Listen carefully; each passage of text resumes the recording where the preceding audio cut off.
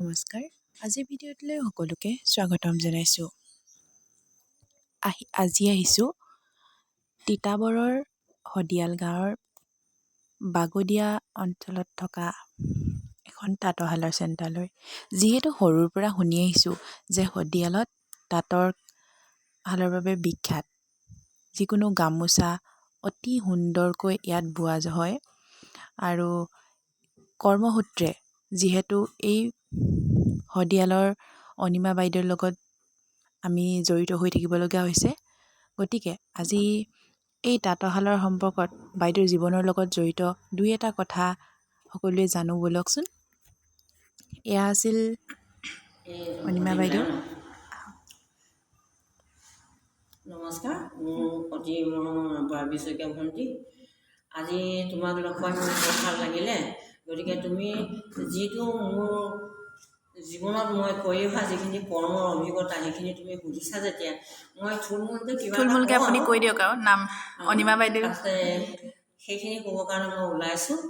মোৰ নামটো আছিলে অনিমা কছাৰী আৰু হদিয়াল গাঁৱতে ঘৰ। আৰু 1981 চনৰ পৰা মই সমবায় সমিতিৰ লগত, মহিলা সমিতিৰ লগত, অন্যান্য কিছুমান বিভাগৰ লগত মই জড়িত আছিলোঁ। পঞ্চায়ততো মই তেতিয়া বহুমুখী সমবায় বিভাগৰ মই প্ৰেচিডেণ্ট আছিলোঁ। তেতিয়াও মই 4-5 বছৰ মই চলাই দিলোঁ। গতিকে এতিয়া সম্পূৰ্ণ সমবায় সমিতিৰ লগতে জড়িত হৈ যিখিনি কাম কৰিব লাগে বা কিবা চৰকাৰৰ পৰা চেণ্ট্ৰেলৰ পৰা যিকোনো ট্ৰেইনিংবিলাক দিছে মই সেইখিনি মই পৰিচালনা কৰি আছোঁ। আৰু প্ৰায়খিনি মহিলাই মোৰ পৰাই যিখিনি শিকিব লাগে বা জানিব লাগে বা যিখিনি জ্ঞান আয়ত্ব কৰিব লাগে মই প্ৰায় তেওঁলোকক মই অৱদান আগবঢ়াইছোঁ। যদিও শিক্ষয়িত্ৰীসকল আহে, মাষ্টাৰ ট্ৰেইনাৰ আহে ট্ৰেইনিংবিলাকত, তথাপিও ময়ো তাতে অকণমান হেৰি কৰিবলগীয়া হয়, সহায় কৰিবলগীয়া হয়। যথেষ্টখিনি সহায় কৰোঁ। আৰু মই কি ধৰণে আমাৰ যোৰহাট তিতাবৰ এইখিনি উন্নতি হৈ যাব মহিলাবিলাকৰ বা দুখীয়া শিপিনীবিলাক, দুখীয়া মহিলাবিলাক ল'ৰা ছোৱালীক পঢ়াবৰ কাৰণে যিখিনি টকা পইচা আৱশ্যক বা নিজে চলিবৰ কাৰণে আৰ্থিক দিশটো উন্নতি কৰিবৰ কাৰণে সেইখিনিৰ কাৰণে মই যথেষ্টখিনি মহিলাসকলক তাঁতশালৰ বিষয়ে মই কিছুমান জানিবলগীয়া ফুল হওক আধুনিকৰণৰ সকলোখিনি জ্ঞান মই অৱদানখিনি মই আগবঢ়াইছিলোঁ। আৰু কিছুমান যি ইচ্ছা কৰিছে প্ৰত্যেকে শিকিছে আৰু প্ৰত্যেকে নিজৰ নিজৰ উন্নতিৰ দিশত বহুখিনি মহিলা আগবাঢ়ি গ'ল। আৰু যিহেতু আমাৰ হদিয়ালখন যোৰহাটৰ ভিতৰত তাঁতশালৰ কাৰণে বিখ্যাত, এতিয়াও ইয়াত ঘৰে ঘৰে আছেনে তাঁতশাল? এতিয়াও মই যিখিনি আচলতে প্ৰতিজনী মানুহেই সমবায় সমিতিৰ হেণ্ডলুম টেক্সটাইলৰ পৰা আমি কি হয় দীনদয়াল আঁচনিত পাইছিলোঁ, ব্লক লেভেল ক্লাষ্টাৰত পাইছিলোঁ, গ্ৰুপ এপ'জ পাইছিলোঁ আৰু প্ৰগতি জনজাতি গোট বুলি এটা খুলিছিলোঁ আমি তৰুণগৈ ছাৰৰ দিনত, তেতিয়াও তেনেকৈ পাইছিলোঁ। প্ৰতিজনী মহিলাই কিজানি 2-3খনকৈ শাল পাইছে আৰু টিঙো পাইছিলে এবাৰ লোকে তাঁতশালীবিলাক। তেনেকৈ ধৰণে বহুত উন্নতি হৈছিলে।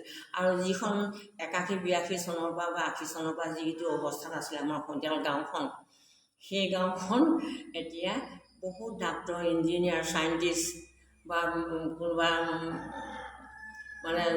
মই হেৰি কৈছোঁ ডিফেন্সৰ বিভাগত, মিলিটেৰী বিভাগ বুলি কৈছোঁ অকণমান, সেইবিলাকতো বহুত ল'ৰা যাব পৰা হ'ল, পঢ়ি শুনি উপযুক্ত হৈ যথেষ্টখিনি ডাক্তৰ, ইঞ্জিনিয়াৰ বহুকেইজনে কৰি আছে, শিক্ষক কৰি আছে বা অন্যান্য কিছুমান ছেৰিকালচাৰ, এগ্ৰিকালচাৰ তেনেকুৱা ধৰণৰ বিভাগত পঢ়াই আমাৰ শিপিনীবিলাকে বহুত ল'ৰা ছোৱালীখিনিক শিক্ষাত আগবঢ়াই তেওঁলোকক উন্নতি পথ মোকলাই দিলে যথেষ্টখিনি। আৰু মাজে মাজে মই তেনেকৈ ধৰণৰ সভা সমিতি পাতি ল'ৰা ছোৱালীবিলাকক, মহিলাবিলাকক বহুত মই জ্ঞান দিছিলোঁ। সেইখিনি জ্ঞান যিসকলে ইচ্ছা কৰিলে তেওঁলোকে ল'লে আৰু সেইমতে কামো কৰিলে আৰু তেওঁলোকৰ উন্নতিও হ'ল, যথেষ্টখিনি উন্নতি হ'ল।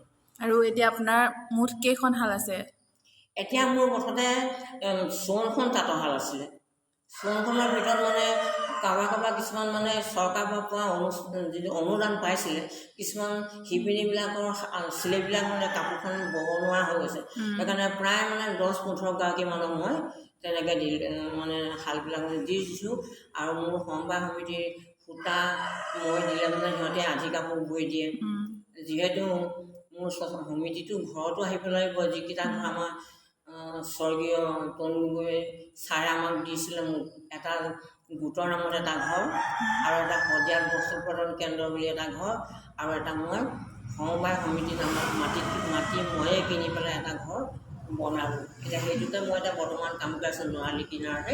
আৰু যিহেতু ঘৰতো আছে ভাল, ঘৰত থকা দুটা ঘৰ শদিয়াল পৰৱৰ্তী জনজাতি গোটৰ, সেই তাত আছে 10খন শাল আৰু ইটোত আছে 18খন শাল আছে। যিটো শদিয়াল বস্ত্ৰ উৎপাদন কেন্দ্ৰ বুলি মই যিটো অনুষ্ঠান আছে তাত আছে 18খন শাল আৰু প্ৰতি শালখনতে মহিলা আছিলে। কিন্তু যেতিয়া 16 চনৰ পৰা অকণমান বেমাৰ আহিছিলে যে, সেই বেমাৰখিনি অহাৰ পিছত মানে মই অকণমান বন্ধ কৰি দিলোঁ। কাৰণ যথেষ্টখিনি 3-4জনী মানে মোৰ বেমাৰ অসুখ হৈ পেলাই মানে তাঁতশালৰ পৰা তাঁতৰ পৰা পৰিও গৈছিলে। সেইটো ভয়তে মই একেবাৰে 21-22 চনলৈকে মানে মই বন্ধ কৰি দিছিলোঁ মানুহখিনি। মানে আৰু ঘৰে ঘৰে তেওঁলোকে ট্ৰেইনিঙত পোৱা যিখিনি শাল মই সেইখিনি শালৰ তেওঁলোকে কাম কৰে, মই সূতা কিনি দিওঁ। আৰু মই অন্যান্য ঠাইত 1985 চনৰ পৰা অসমৰ বাহিৰত যথেষ্টখিনি বস্ত্ৰ মেলাবিলাকত মই যোগদান কৰিছিলোঁ। গুজৰাট, ৰাজস্থান, কলিকতা, মাদ্ৰাজ, নেপাললৈ গৈছিলোঁ, দিল্লীলৈ গৈছিলোঁ, কেৰেলালৈ গৈছিলোঁ, দিল্লীতো কেইবাবাৰ গৈছোঁ, জয়পুৰতো কেইবাবাৰো মই কৰিছোঁ বস্ত্ৰ মেলাবিলাকত। তাৰপিছত গুৱাহাটী, আমাৰ এইফালে তিনিচুকীয়া, লিডু, ডিব্ৰুগড় প্ৰতি ঠাইতে মানে কৰিছোঁ আৰু যোৰহাটতো কৰিছোঁ। বহুখিনি মই এক্সপ্ল'ৰ কৰিলোঁ আৰু মই যোৰহাটৰ ভিতৰত মানে মই কেতিয়াবা যদি এক্সপ্ল'ৰ আহে নহয় বাহিৰতো, মই নোযোৱাকৈ নাথাকোঁ। তাৰমানে মোক পঠিয়াই হেণ্ডলুম টেক্সটাইলৰ যিটো বিভাগ আমাৰ যোৰহাটৰ, সেই ছাৰহঁতে মানে মোক মানে পঠিয়াই, মই যাওঁ আৰু গৈ ভাল পাওঁ আৰু যথেষ্ট বিক্ৰী বাৰ্তা হয়। আৰু বাকচত মানে কাপোৰ ঘূৰাই আনিবলগীয়া নহয়। খালী বাকচ 4টা বাকচ নিলেও 4টা বাকচৰ কাপোৰ শেষ হৈ যায়। ঠিক আছে বাইদেউ, আপোনালৈ ধন্যবাদ থাকিল। হ'ব, এইখিনিকে কৰিলোঁ আৰু জীৱনত। এয়া চাওকচোন, বাইদেৱে এতিয়া পৰ্যন্ত বয়সকো হাৰ নামানি যিকোনো ধৰণৰ ফুলৰ গামোচা, আসনৰ গামোচা তেওঁ তৎক্ষণাত কিছুদিন সময়ৰ ভিতৰতে বৈ উলিয়াব পাৰে। আৰু আজিলৈ এইখিনিতে আজিৰ ভিডিঅ'টো সামৰণি মাৰিছোঁ। কিবা যদি ভুল হয় ক্ষমা কৰিব দেই। বাই।